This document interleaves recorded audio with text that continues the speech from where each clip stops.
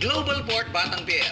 Posibleng Air Asia na ang dalhin pangalan sa susunod na komperensya. Malakas ang ugong-ugong na posibleng ang Air Asia na ang susunod na gamiting pangalan ng Mikey Romero owned franchise. Buhat nang sumali sa PBA noong 2012, hindi pa nagpapalit ng team name at moniker ang kupunan. Kaya mula sa dating neon green, pihadong magiging kulay pula na rin ang uniforme ng team. Si Romero ay matagal nang may joint venture sa Air Asia, isang Malaysian-based airline company. Katunayan, ang kanyang ABL inaugural champion team na Philippine Patriots ay Air Asia ang dinala na sponsor noong 2009 hanggang 2012. Ang alternate governor ng Global Port sa PBA na si Eric Ariola ay sa Air Asia rin talaga nakadestino. Ang pagpapalit ng pangalan ng Global Port sa Air Asia ay makukumpirma lamang kapag naglabas na ng official statement ng Sultan 900 Incorporated, ang kumpanya ni Romero na may hawak rin sa Global Port.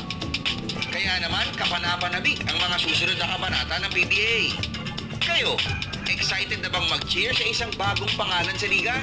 O mas at home pa rin kayo na tawagin itong Global Port Batang Pier?